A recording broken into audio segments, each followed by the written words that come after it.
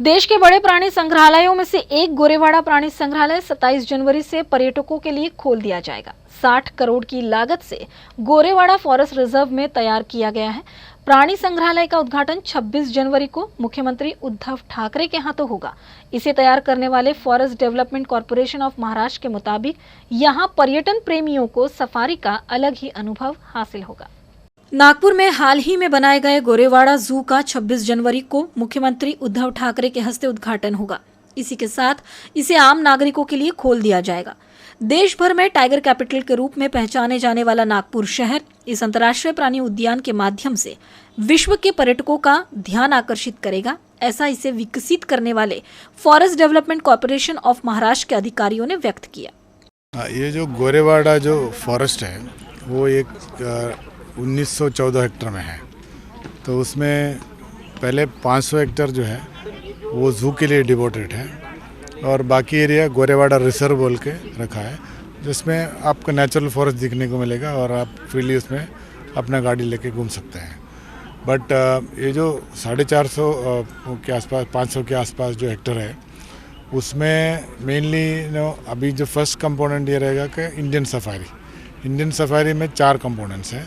एक panther safari है या लेपर्ड सफारी है और दूसरा टाइगर सफारी है, फिर स्लॉथ बेयर सफारी है और हर्बीवोर सफारी। हर्बीवोर मतलब चीतल, नीलगाय, इस तरह का जो वेजिटेरियन हर्बीवोर्स।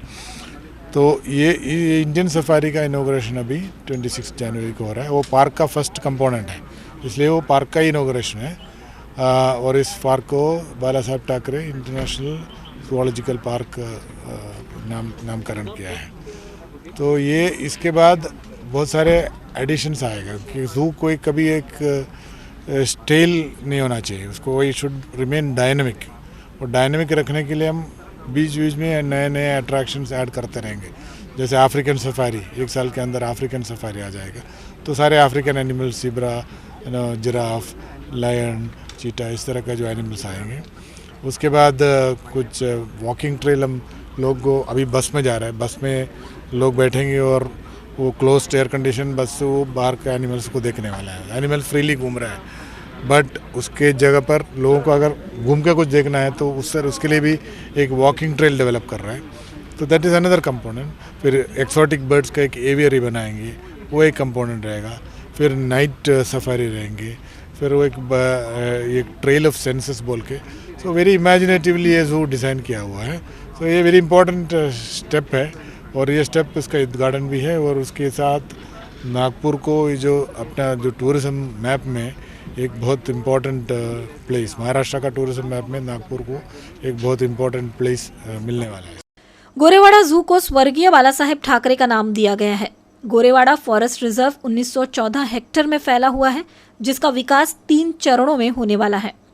पहले चरण के अंतर्गत इंडियन सफारी का काम पूरा हो चुका है और इसका उद्घाटन 26 जनवरी को होगा।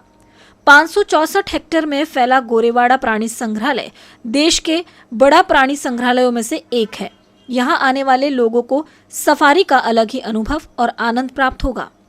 जब जंगल में जाते हैं तो एश्योरेंस नहीं कि जो टाइगर दिखेगा, जरूरी नहीं। अभी तो तड़ोबा में ज़्यादा दिख रहा है करके अभी तड़ोबा फेमस हो गया। पहले कन्ना में टाइगर दिखता था करके टाइगर वहाँ फेमस हो गए। अभी ये सफारी जो है एग्जैक्टली फॉरेस्ट का नहीं है, जू का भी नहीं, इन बिटवीन है। इसमें अपन नॉर्मली जू में जब जाते हैं तो जानवर जो है उसमें पिंजरे में रहता है। अपन यहाँ उसमें एनिमल को फ्री रख के अपन उसमें जा रहे हैं। दूसरी बात कैसे है, अपन बहुत सारे एनिमल्स को मैन एनिमल कॉन्फ्लिक्ट में उनको कैप्चर किया जाता है, उसमें लाइफ इम्प्रिजनमेंट टाइप अपन को करते हैं। बट उसमें वो छोटी सी पिंजरे में उनको पूरा लाइफ रखना है क्या, ये भी सोच के अपन इस तरह का सफारी रखेंगे तो उनको भी थोड़ा फ्री एरिया फ्री दिखेगा, वो एनिमल वेलफेयर के दृष्टि से। और विजिटर का एक्सपीरियंस, उसमें एक जू में जो जिस तरह का एक्सपीरियंस आना चाहिए वो डिफरेंट एक्सपीरियंस है। 1914 हेक्टर में फैले गोरेवाड़ा संरक्षण केंद्र और रिजर्व को Indian safari, African safari, night safari और बायो पार्क की तर्ज पर विकसित किया जाएगा। वर्ष 2004 में गोरेवाड़ा रिजर्व फॉरेस्ट के विकास की संकल्पना सामने आई, लेकिन इसका काम दिसंबर 2017 से शुरू हुआ।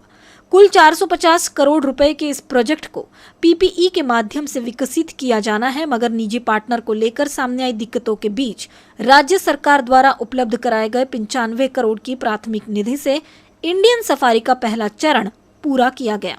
पहले चरण का काम 60 करोड़ रुपए में खत्म हो चुका है, जबकि बची राशि से सेकेंड फेज के अफ्रीकन सफारी का काम किया जाएगा, जिसकी मान्यता मिल चुकी है। इंडियन सफारी के अंतर्गत 4 तरह की सफारी शामिल है, जिसके तहत नागरिक लेपर्ड, टाइगर, बियर और हार्बीवर सफारी का लुत्फ उठा सकेंगे।